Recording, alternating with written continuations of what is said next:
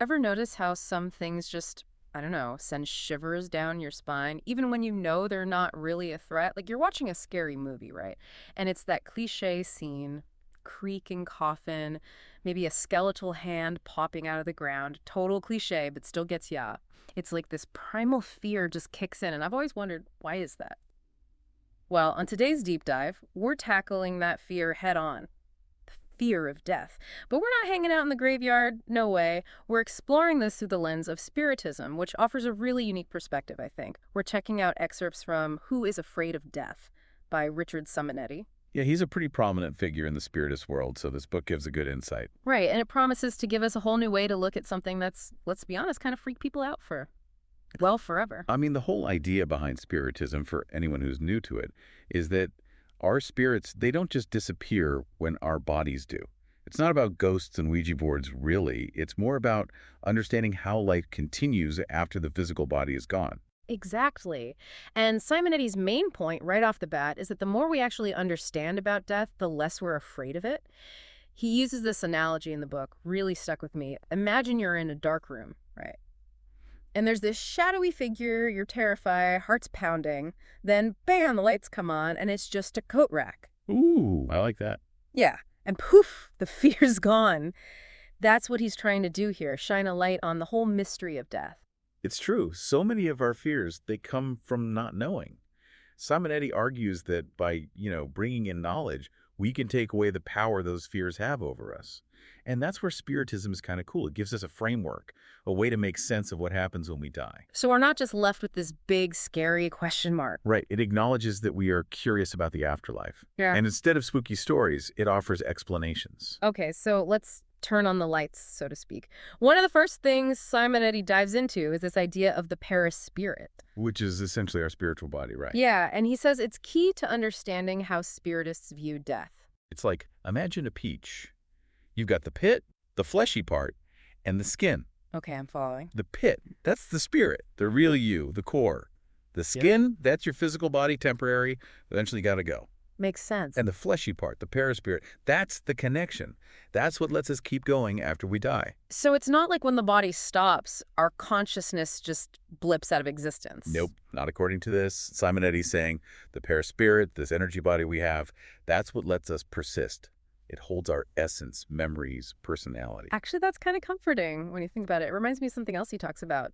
Near-death experiences, NDEs. Oh, he even mentions that doctor, Dr. Raymond Moody. Yes, he studied people who basically died, clinically speaking, but were brought back. And the thing is, a lot of them, no matter their background or beliefs, they all described similar things. Seeing a light, feeling at peace. Some even saw loved ones who'd already passed. Wild, right? It does kind of line up with the whole spiritist view that death is more of a transition. It's like getting a sneak peek behind the curtain.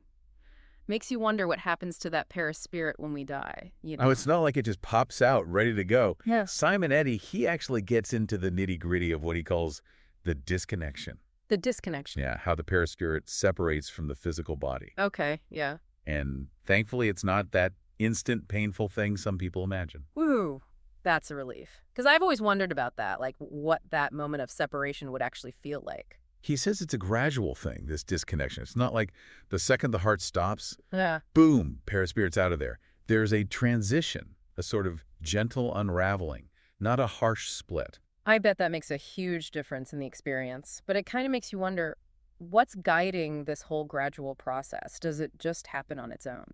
So this is where Simonetti brings in this idea of specialized spirits. Specialized spirits. Yeah, beings who've already made that transition, from physical to spiritual. Mm-hmm. And now they help others going through it. Oh, wow. Like a welcoming committee for souls. Exactly. They're guides, companions, helping ease that disconnection process, providing comfort, reassurance, support, all that. Makes sense. I know if I was going through a huge change like that, having a friendly face around would be nice. Right. And here's where it gets really interesting, I think.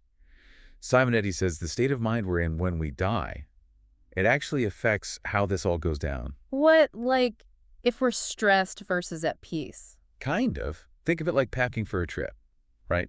If you've lived your life carrying around negativity, fear, attachment, that's heavy baggage. Oh, I feel that. But if you focus on love, kindness, understanding, it's like packing light.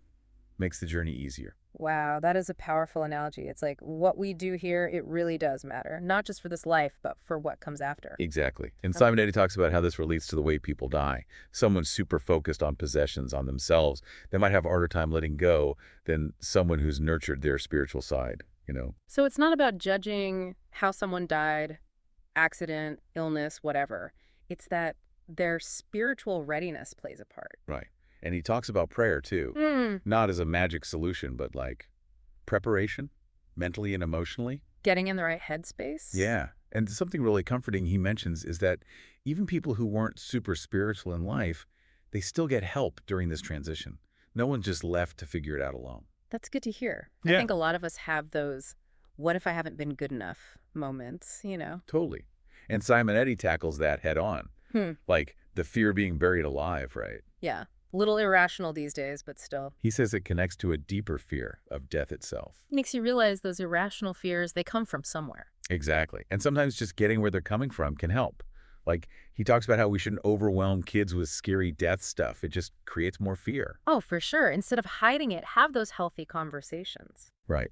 And that goes for how we deal with, like, funerals and stuff. Mhm. It's about respecting the person's spirit, not clinging to the physical body so much. The body's just a vessel, really. Exactly.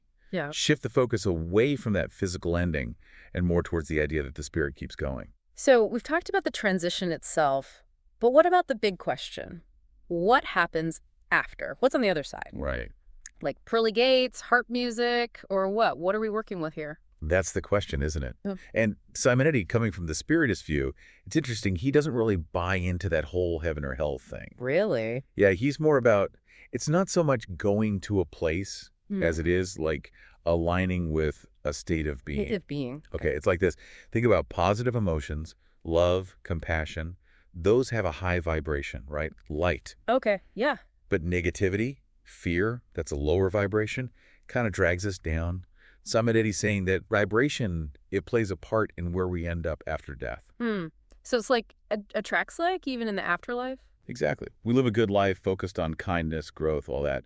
We're naturally drawn to a realm that matches that. Makes sense. But, and this is important, he's not saying it's God punishing anyone. It's more about we're always growing, learning, and we gravitate towards what's in line with our vibration. That actually makes a lot of sense. It's not about like earning our spot in heaven. It's about living in a way that prepares us for whatever comes next. That's the heart of it. Simonetti wants us to think about how what we do today, it echoes into the afterlife. So, okay, big question then. What do we do with this information? How do we actually live differently knowing this? Well, he's got some surprisingly practical advice, actually. One thing he talks about is submission. Submission. It sounds kind of passive. I know, right? But he doesn't mean blind obedience or anything. It's more like making peace with the natural order, Yeah. We don't choose how we're born. And we don't really get to choose how we die either. It's about accepting the journey as it unfolds. Exactly. He tells this story, really beautiful, about a rabbi whose sons die. Tragic. And as the rabbi's wife is about to tell him, she thinks of this analogy, returned jewels. Return jewels. She says God entrusted them with these precious jewels, their sons, for a while, and now it's time for those jewels to be returned. Wow. That puts such a different spin on loss. Right. It's not just an ending. It's like love continues even when someone's physically gone. And Simonetti, he gets into practical stuff too, like Wait. organ donation. He sees it as a real act of charity, helping others even after we're gone. Shows how our spirit can keep giving, even then. And he talks about supporting loved ones who are dying, not just physically, but emotionally, spiritually. That's tough, though, knowing what to do for someone in that position. He says just be there, listen without judgment, maybe even have those life review conversations. Let the person share their stories, process things. Helps them and everyone who loves them find peace. Exactly. It's about acknowledging that even in saying goodbye, there's this continuation of the spirit, something beyond the physical.